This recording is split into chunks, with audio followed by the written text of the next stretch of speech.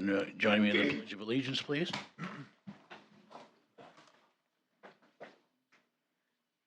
Pledge allegiance to the flag of the United States of America and to the republic for which it stands, one nation, under God, indivisible, with liberty and justice for all.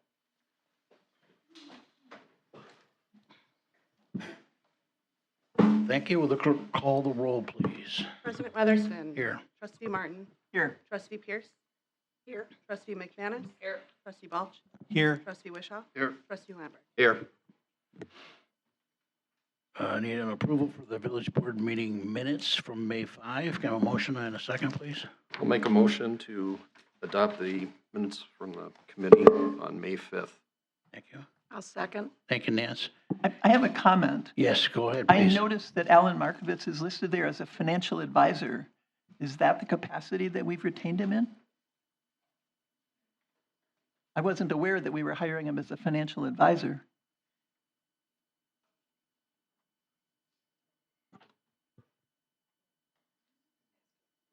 Where are In the you? minutes, where it Listed says who was under- present. Listed under staff. It may have been a mistake. I thought that's what we had previously listed him as. I can make a change if that would be appropriate. Well, I just like to know what capacity he has been provided, he was retained for. Have we retained him? That would be a mistake. As your clerk indicated, he has been retained as special outside counsel for development projects. Would you like to make a motion Then to I move to amend? amend the minutes to reflect that. Thank you. Second the amendment. Thank you, Fran. Is there any other further discussion? All in favor of amending the minutes, say aye. Aye. Opposed? All in favor of the minutes amended, say aye. Aye. Opposed? Minutes are approved as amended. Thank you. Thank you, Fran. Public comment, provide a 2-minute opportunity for citizens to voice your opinion to the village board. The village board cannot respond as it may conflict with open meeting requirements. Did we have anybody sign up? Yes. Nick Young. Nick Young? Good evening. Evening. Name and address, please. Yeah, Nick Young, 1134 North 9th Street, Milwaukee, Wisconsin. Again, I just want to thank the trustees and president again for having us back.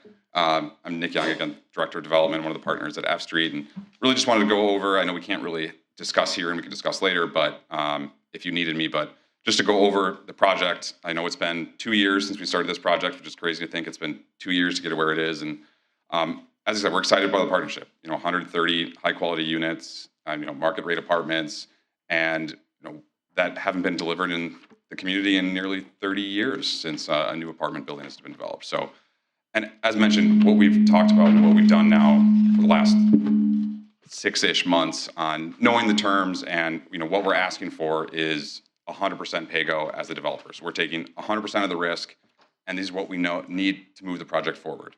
And we're ready to go. Our problem is time. We're running into a time function, and we want to move it forward, and we're excited about it and excited to deliver it, and it's excited for our partnership as the village and the developer. So happy to answer questions, but again, I really want to just thank you for all your support, and we're really excited to move it forward. Thank you, Nick. Anybody else like to address the village board? Come on up. Name and address, please. Angelo Trenadu, 718 Kentwood Drive. I saw that they were talking about the Water's Edge development, and I just want to remind the board that a few years back, we had many discussions. We had the village hall filled and the waiting room out there filled. And if there's anything that's going to be done with it, I would ask you to consider the way we felt back then and let the residents have their say again before anything is done. Thank you. That's all I've got. Would you mind signing in, please? Anybody else?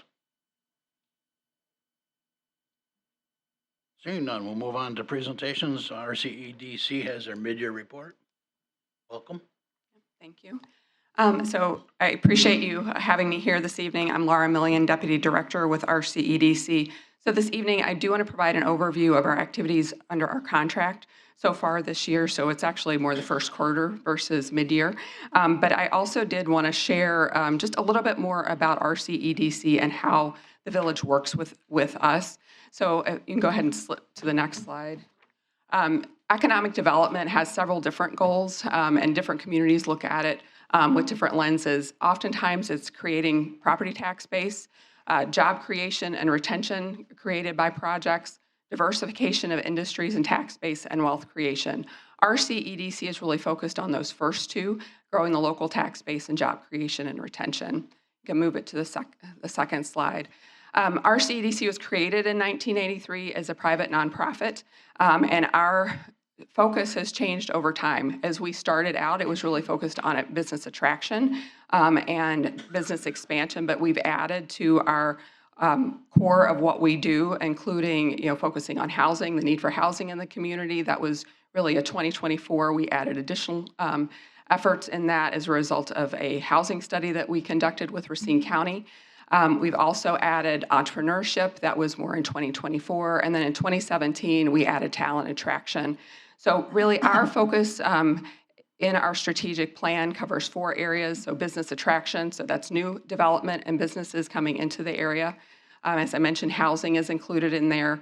Business expansion and entrepreneurship. Under business expansion, that includes our loan programs. We've got 11 revolving loan funds that we operate, as well as being an SBA 504 lender. And we also have our entrepreneurship efforts for BizStarts. And then our talent attraction, which is promotion of Racine County as a great place to live and work. And we're also engaged with our higher eds on young talent engagement, hoping to keep our young people in the community. And then the last pillar is making sure that we're relevant and we're continuing to evolve, and making sure that we're good partners in making those connections in the community. So as you work with RCEDC, the community leaders really set the direction on priority projects in their community, and that's why within our contract there are special projects for Caledonia. We always proactively seek opportunities, reaching out to businesses and developers, and then we tap into our networks, which includes our real estate professionals, site selectors that we're reaching out to, as well as just making sure that we know what resources are available to small businesses. We've got close partnerships with the Small Business Development Center, WIBIC, which is a statewide lender that focuses more on small businesses, SCORE, and others. We really help businesses navigate the process for funding and technical resources. I frequently get calls from businesses, where do I start? Whether it's a startup business or an existing business who's just trying to figure out where do they start with a project. If they're looking for a building or a location, we're a good place to have that initial conversation. And businesses have the full support of our team as well as the community as well. Go ahead and move to the next slide. So we really work from start to finish, especially on the business attraction side or a more traditional industrial expansion. So we manage the pipeline from initial inquiry through to completion. We walk alongside that prospect as well as the village to make sure that it's the project is a good project for the community, navigating the resources and the processes. We also try to make sure that the partner that you're working with can undertake the project, so they have the financial resources and they can do the project as is expected. So the success of our efforts are affected by numerous things. We need to have clear direction from the community on the priorities and processes. Luckily in Caledonia, you guys have a great process in terms of as businesses come in, sort of what to expect and what approvals are required. So that's very helpful from an economic development perspective. We also need development-ready sites. Caledonia is well positioned in that perspective as well, especially out on Highway K. As you look at, Ashley Capital's development as well as Zilber's investment in the community that provides us sites to attract industrial development. Economic conditions, of course, I think it can't go without saying there are lots of things in the economy and the global world that affect our project pipelines and what goes forward. There's always outside and unexpected circumstances that it can shift project plans quickly. Projects always take longer than expected. As Nick was just indicating, they've been working on this project for 2 years. That's always the case in my experience. And a project's never done until it's done. And that to me is that the project is up and running and operating. It's not just when you put the shovel in the ground. So just know that it's a long process. A couple of different case studies that I just wanted to highlight some of the things that we've done in Caledonia over time. So just a business expansion case study, Norco Manufacturing, we started working with them in 2010. That conversation sort of waxed and waned. In 2014, we reignited that conversation, and they really wanted a site that was in a business park. And we were able to put something together because at that point in time, we were working with West Park. And there was a plan to extend water and sewer to I-94. And ultimately, that resulted in the new DeBack Farms Business Park, and Norco anchors that business park. We continue to have a relationship with Norco. They're engaged in our CEO roundtable as well as our continuous improvement roundtable to make sure that they're continuing to evolve their business. The other case study is around business recruitment. So the Caledonia Corporate Park sort of set the stage to be able to recruit Saputo cheese to our community. So in 2020, we started doing outreach to Zilber and having conversations about, undertaking a development on Highway K. They announced their project in 2022. We worked with the village throughout that process as well as Zilber. They announced just recently announced the fourth building construction in the corporate park, but Saputo Cheese came in 2023 as they were looking at opportunities to support their manufacturing operations in Franklin, and we put together incentive information from Racine County to be able to secure them here. So ultimately that resulted in the company moving forward, and the company is now operating in Caledonia. So a few highlights from 2025 specific to Caledonia. So you've got the report for our annual report, but just a few things to note. We had 71 recruitment prospects come across our desk at our CEDC. 37 of those were ones interested in Caledonia. We still have 8 of those that are active. And we've had a few come in, so it's always a fluctuating number. In 25, we submitted sites for 13 RFIs of the 22 that we completed. And the other element that I mentioned, we continue to work on with Racine County on exploring options for spurring more single-family for-sale housing. So in 2024, we did an analysis that indicated there's a need for 4,200 or almost 4,300 additional units of housing in Racine County. That's about evenly split between multifamily and single family. The focus for Racine County is how do we facilitate additional single family for sale housing that's attainable for individuals that live and work in our community. On the business expansion and entrepreneurship side, a lot of our work in Caledonia is fielding technical assistance requests. As I mentioned, sometimes that's real estate professionals that have questions about the community. Oftentimes it's small businesses are looking to get connected. Things that we implemented that were new in 2025 was a new continuous improvement roundtable that's in partnership with RAMAC, as well as the Wisconsin Manufacturing Extension Partnership, making sure that we're supporting our manufacturers in our community to make sure that they're learning from each other, building best practices, and continuing to make sure that they're able to compete. In 25, we continued our BizStarts cohort. This is a program that's a three-phase program, includes 6 weeks of training plus mentor opportunity for about 3 months, and then another 3-month opportunity working with a student from Carthage College. We had 30 students participate in 2025, and we had 7 of those that were from the village of Caledonia. Our talent attraction really focused more on, as I mentioned, this is a initiative to promote Racine County as a great place to live and work. We added content around video, making sure that we're talking to young talent, making sure they know what the opportunities are here, partnerships with our colleges, as well as our summer intern event, which we do in concert with Kenosha Area Business Alliance. So it's a coordinated effort as we have interns in the community. We want to make sure they're connected with others. So 2026, sort of the first quarter,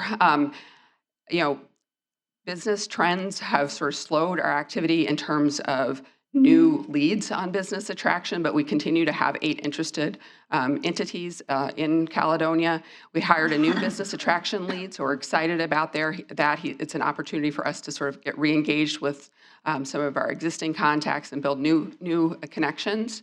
The county housing discussions continue, and we anticipate there'll be some things that will actually move forward in '26.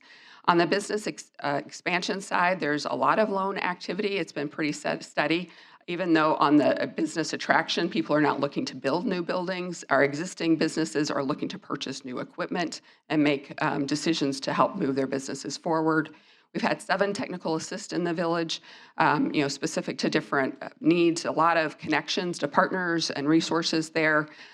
We've got 3 existing business expansion prospects, as well as 2 successful matching grant awards that come from Racine County that we were able to successfully do in Caledonia. I mentioned the CEO Roundtable and the Continuous Improvement Roundtable, so we continue to do entrepreneurship training. The one thing I want to highlight here, we've got some upcoming events, one on QuickBooks on June 11th, or July 11th, as well as a marketing and technical training on July 30th. Actually, that should be June 11th versus the July 11th as I look at that. And then the BizStarts cohort will start on September 3rd. So we're excited about a lot of things that are coming up around the entrepreneurship initiatives. So that's really the update of what's going on with RCEDC. I'm happy to answer any questions that you all might have. Anybody have any questions, Laura? Fran? Yeah, I have a comment. Because I understand the thing about housing, but RCEDC also told us when the data center was being proposed, they were overly reliant, and we know that anyway, we're overly reliant on residential housing. So when you're asking us to add more housing to a community that's already overly reliant on it, how does that square with the best way to grow? I don't know if we're unique in the municipalities in Racine County or if they're all overly reliant on it. I'm not sure how we fit in there. But if we're overly reliant and some of the other communities are not, it seems to me that the better option is to put that additional housing in those communities that aren't already skewed too far residential and look harder to find commercial development for Caledonia. I hear what you're saying, Fran. But one of the things that I think just helpful to understand is that our businesses are seeking additional people to live in. If they live near where they work, they're more likely to retain those people. So it's trying to figure out where those locations are that may make sense for a developer to invest in. And it's just costly to build housing, period. So the community has to sort of wrestle with whether or not it's appropriate for them.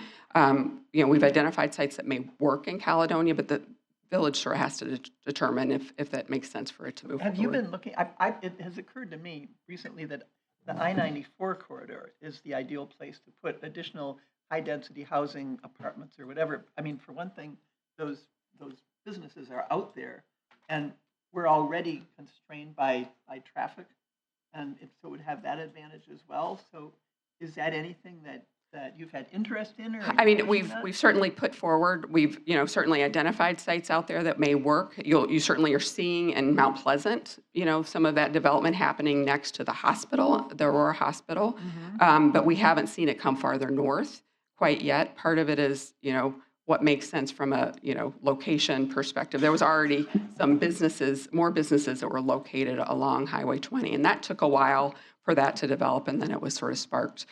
We saw additional residential come forward. You'd certainly have my support if you were pushing. If you want to push housing, then to me that's the best location for it. Yeah, and really where we're focused right now is single family for sale housing that's attainable for the people who work in our communities. And really that number that we've looked at is, being able to, what people can afford, where we need is between 250 and 450. And that's still a lot. 250,000 to 450,000, that's a lot for a family. And it likely requires a 2-person household making considerable amount of money to be able to afford that. I agree, but that raises another point, and that is that Ellers did a study for us a long time ago. You know what I'm talking about. I do. And that is that there's a point at which the real estate taxes on a residence pay for the services that typically that it's going to use. And so if the value of the home is below that, it means that the current taxpayers are subsidizing that. So as a trustee, I bear that in mind. Am I asking current taxpayers to subsidize additional housing? And I just think that's something that you need to recognize. The other element is being able to get more density, so you have more, tax base per acre. That's the other thing. So, right, so Yeah, that's another, we could have a conversation, We can. continuing on this. But there, can. there's lots of ways to look at it. Okay, I have one more thing. Sorry to take so much time, but when you talked about vetting developers, we've had issues on occasion with developers, and I don't know whether you've taken part in vetting them. We have some kids, and I'm not talking about I'm not talking about you, but we have had in the past. But we have had in the past, difficulties, and I don't know whether you had a part in I was vetting not. I those? was actually not really involved in the one that you're talking about. With Okay. Water's Edge. So. But you would be now, or you could be? I mean, we certainly can be to Thank be you. able to raise issues that might come up. Thank you. Prescott? So the we need housing thing is sort of taken on a life of its own. I'm curious to know what the methodology was for getting to the 4,300 number that you got to and what the margin for error is. So I think that's something of you being able to look at the report and talk through it. I don't have all of that in my mind at this point in time. So, but we use Tracy Cross to do the study, and we can certainly talk through that. Okay. Nancy? Yeah, I think following on the housing, because I'm at those two studies, and at the last housing study we had out at Wingspread, which I think Jenny led most of the stuff on that, the widening gap really was that if we talk about teachers, fire people, police people, their wages won't sustain even buying a home in that $350,000 range. So if we have the gap, because I always go back to wages versus jobs and where are the jobs, there's still a gap. And that gap isn't our responsibility, I don't think, to close. But I mean, it's also a market rate thing, because the one party that seems to always be absent from the conversations are real estate professionals. People, realtors, people are actually out there selling so that we can get that piece in there, because we're being told, oh, you need this, but we're leaving out the marketing. That's on that piece of it. We've moved apparently from the focus on warehousing to housing. And I think from the perspective that RCEDC has had, because I know when I came on the board, I guess, 3 years ago now, a little, and we met and everything, we talked about the fact that that was the heavy focus at that time for RCEDC, was the warehousing, especially along the I-94. Or at least industrial, yes. Industrial warehouse, yeah, Yeah. those things. Because even back then, when I asked the question, well, what kind of businesses can come in here? Even the developers who are putting up those buildings couldn't answer. And Ashley Capital is a great example. They have an empty building sitting there at 11 and V. So, and it's been sitting there for a while. So if we're shifting economic priorities, if you will, I think being engaged will help. I also want to comment, like Fran did, understanding the skill sets you all may be able to help us both with developers and looking into some of the potentials we may have coming in. I don't think we've tapped you nearly as much as we could. Yeah, and just a note, we continue to focus on the industrial. It's not only solely housing. The housing piece is with Racine County. And on the housing front, what we're looking at is trying to figure out how do we reduce that gap, that you talk about. So some of it, it may be TID resources. I know that's a concern of this village, putting resources towards infrastructure.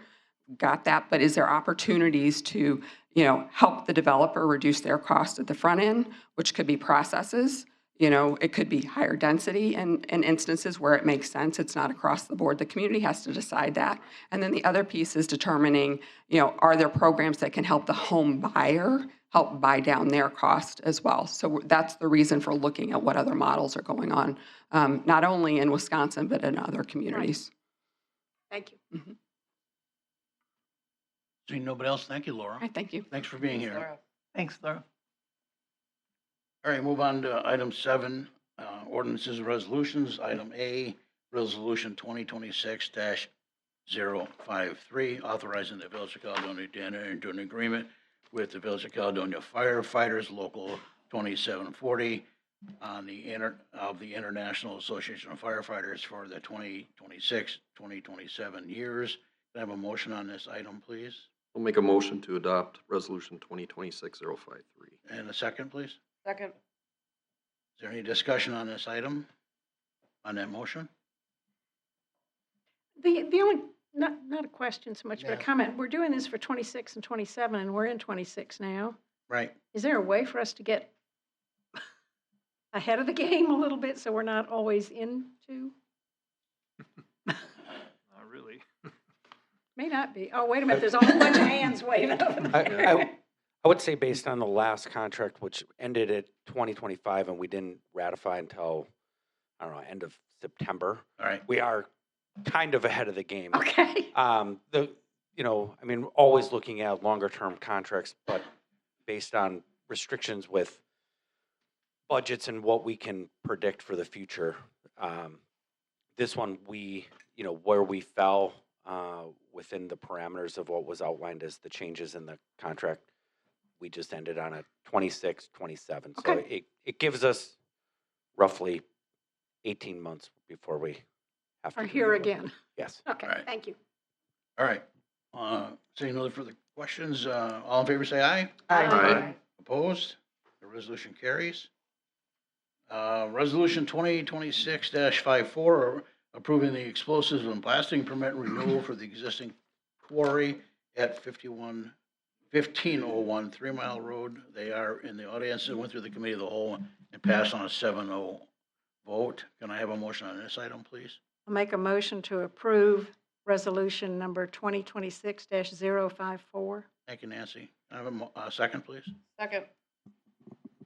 Any discussion on this motion?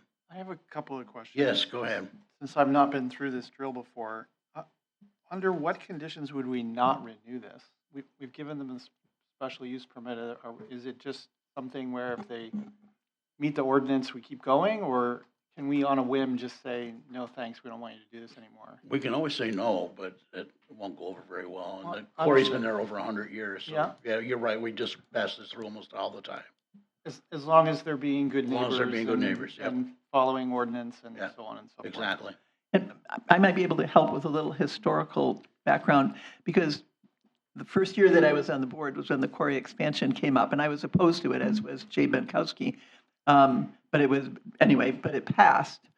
Some of the things that Jay and I wanted in that agreement made their way into that agreement, and this was one of them, I think, because there was a concern at that time that maybe there would be complaints and they wouldn't be addressed or whatever.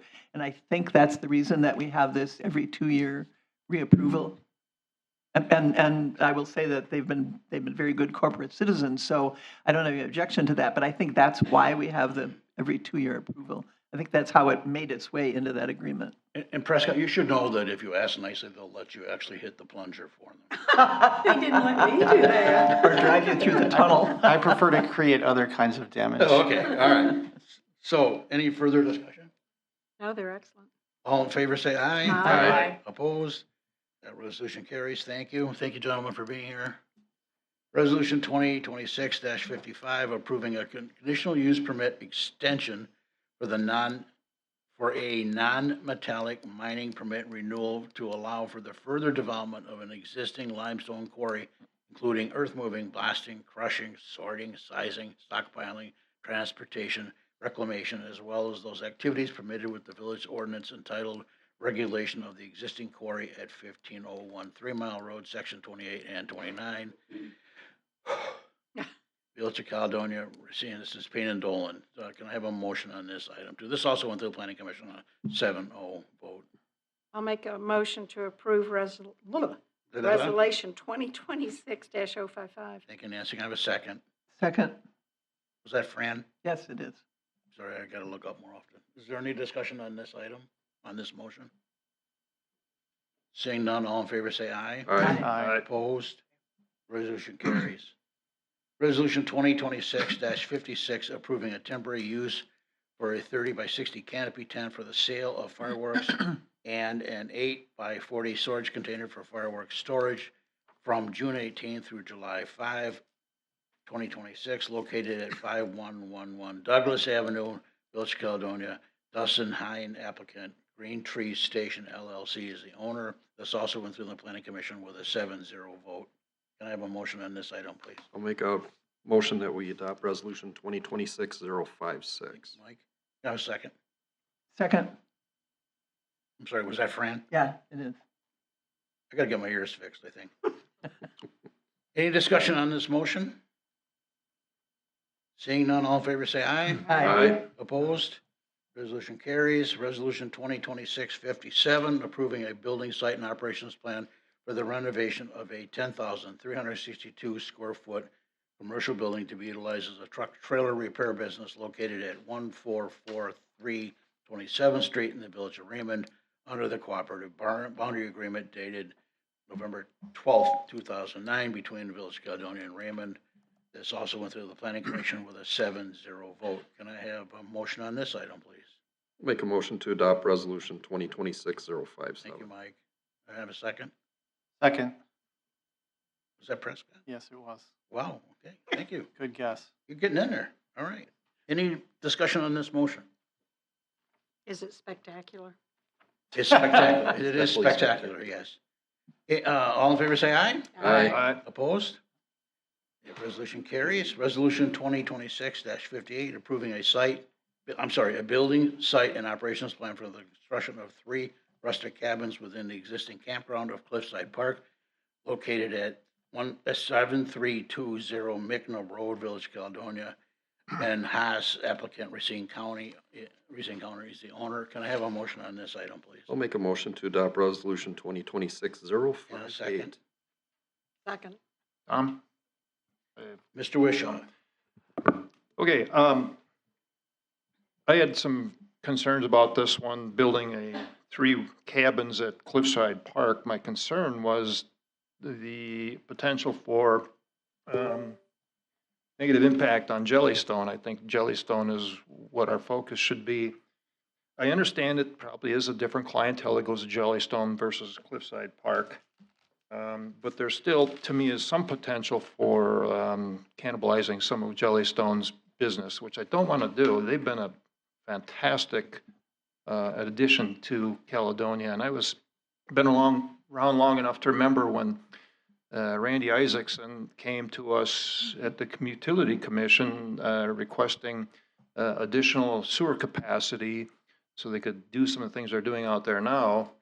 They didn't ask for any favors, unlike other developers and other people in the village looking for special favors or taxpayer subsidies. They didn't ask for any of that. They paid for the entire thing themselves. As I recall, and don't quote me on this, it was about $250,000 that they had to shell out for that additional sewer. So I was very concerned about that. I don't want to negatively impact them, and it probably is a small issue, but so I was a little cranked up this morning, and I called Ralph Malicki. He's a friend of mine. I've known him a long time, and we had, let's say, a very spirited conversation about this. He doesn't think it'll have any impact. I'm not convinced of that, but like I said, I admit that it's a different clientele probably. So I did talk to Scott Bender, part owner of Jellystone. He was a little less concerned about it than I was, cannibalizing any of their sales. His bigger concern, which I share, is that he's not convinced that the county knows what they're getting into here, that this is going to be a problem for them. And I think it will be too. And I'd like to make sure that when we get our data for the end of the year, Mr. Bosch, that I understand how many police calls have gone out to Cliffside. I assume we track that by location. Could you tell me how many police calls we have this year versus next year? Because I'm guessing this is going to be a problem that we're going to have to address with drinking and other things. You do realize there's a campground there now. Yeah, I understand this is totally different than a campground, but at any rate, do we get data like that? We do, but I will say the sheriff's office has primary law enforcement jurisdiction of Cliffside Park and the campground. So the extent that we help out is we typically can get there faster because it's embedded within our community. And so we go there, but generally speaking, we mitigate the issue and then turn it over to the sheriff's office when they arrive. Okay, all right, thank you. Well, at any rate, my concerns are a little bit lessened than they were earlier. Scott Bender was less concerned than I was, like I said. So, you know, I know I'm in the minority on this, so I'm going to vote no, just because I don't think this will be good for the county. I don't think they really understand what they're getting into. But enough said. I did my due diligence, and Ralph, if you're listening, I apologize for getting cranked up this morning. Tom?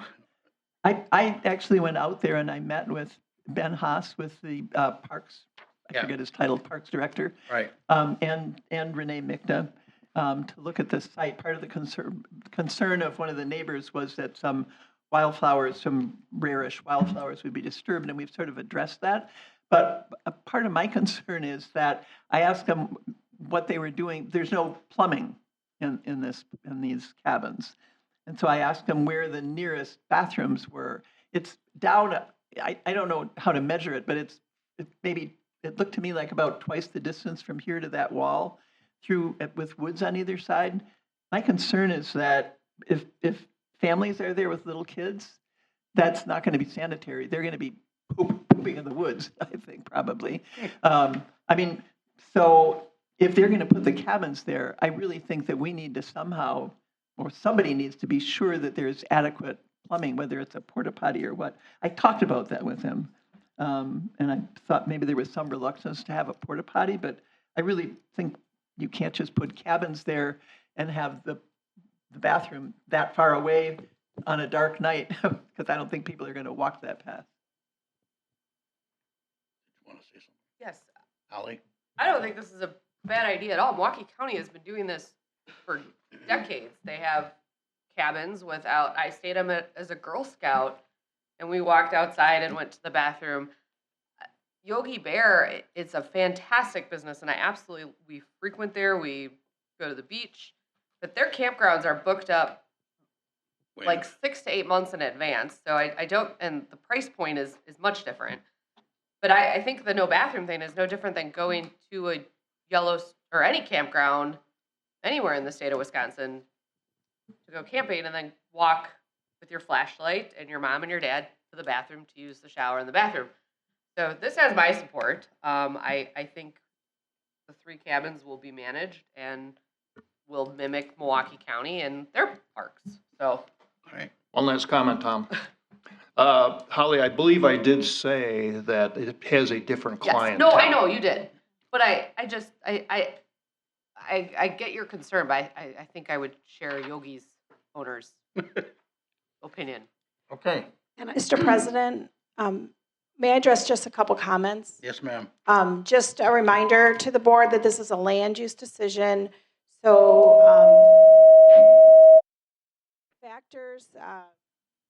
factors related to competition with other businesses would not be an appropriate criteria upon which to base a decision in a land use setting. You're not in a TID here. You're not in a market-driven conversation with the developer. Second, sanitation codes would still apply, and whatever those are would have to be met. So I just wanted to point that out as well. Actually, I haven't been to Cliffside Campground, so I don't know what the current sanitation requirements or opportunities are there for going to the bathroom. But whatever those are, the codes are going to govern that, so that to make sure that things are handled appropriately, and of course, do not become an environmental hazard for the neighbors. So I just wanted to mention those 2 comments, and certainly if there's any questions for me, I can try to address them, or I know Pete Wagner is informed on this proposal as well. Thank you, Elaine. I'll just make one quick comment. I'm going to agree with Holly. I did a year's contract as the Director of Properties for the Girl Scouts of the Commonwealth, so I oversighted 850 acres of property. Everybody was with a bathhouse. They loved it, basically, because it was considered part of the camping experience. So I think when it's set up correctly, it works well. Okay, we'll go ahead with the vote. All in favor, say aye. Aye. Opposed? Opposed. The resolution carries. New business, approval of checks. Mr. Wishaw, if you would, please. Okay, hold on a second. Let me get my notes. Okay, Mr. President, I move to approve AP checks totaling to $603,469.85. Do I have a second, please? Second. All in favor, say aye. Aye. Opposed? Thank you, Mr. Wishaw. You got bank credits too, I think? Yes, I move to approve bank expenses, credit card expenses, the amount of $63,426.74. A second? A motion and a second. Is there any discussion on that? Seeing none, all in favor say aye. Aye. Opposed? You're approved. Thank you, Mr. Wishaw. 8C, discussion and possible action on the village website. I'm not sure. This committee, It's been ongoing. this is an ongoing discussion? No, I think at the last meeting, we talked about forming a committee for Right. it, and you assigned it Yeah. to Prescott. But this would be the formal. Mr. Prescott? Yes, at the last.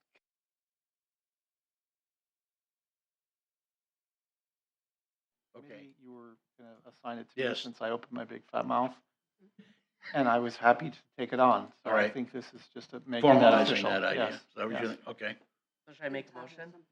Oh, Todd, do you want to? There's a couple things that are going to have to happen if we're going to form an ad hoc committee. One is, what does that membership look like?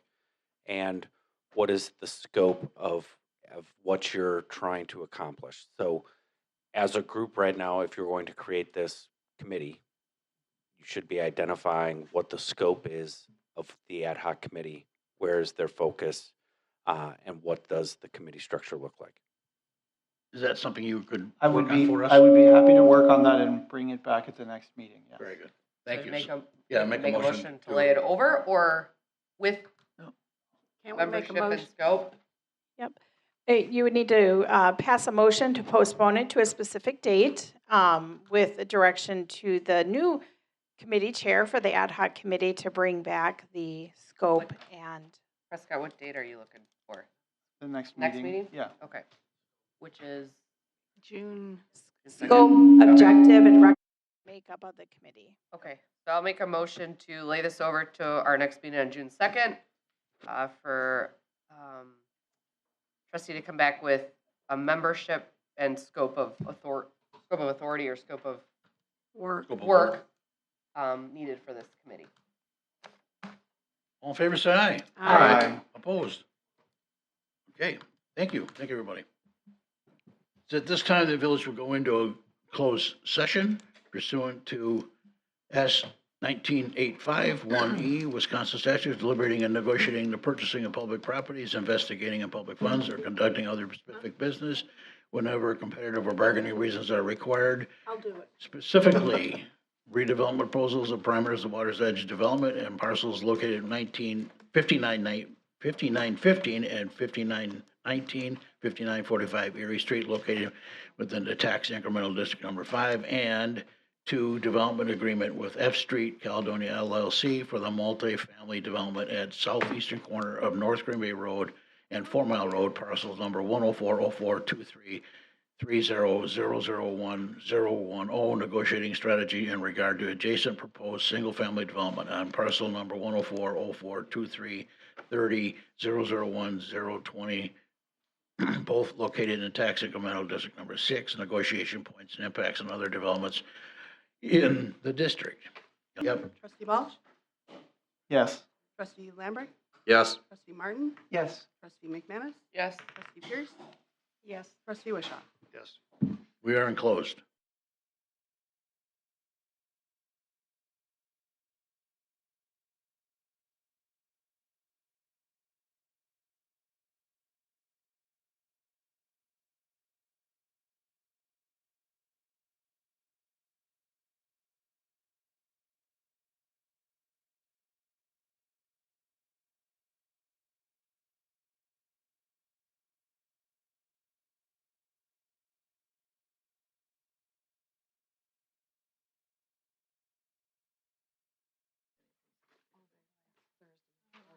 Not a lot.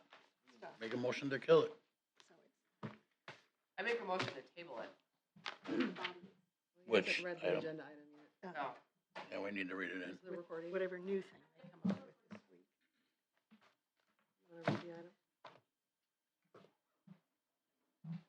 We're here.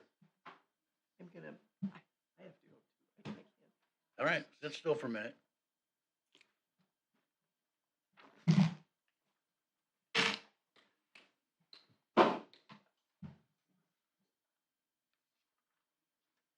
Who we missing? Oh, that's, you're supposed to be down there too, in Prescott, okay.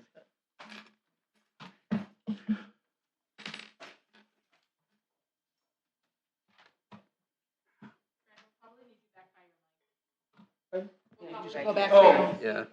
Yeah. Yeah, I'm ready, I've been ready. So, item 9C, Resolution 2026-52, approving and authorizing the Village of Caledonia to enter into a development agreement with F Street Caledonia LLC in tax incremental district number 6. Can I have a motion, please? I'll make a motion to lay this over until our next meeting. Can I have a second? Second. I have a motion and a second. All in favor, say aye. Aye. Aye. Opposed? It is laid over. Thank you. Moving on to Committee of the Whole. We are adjourned.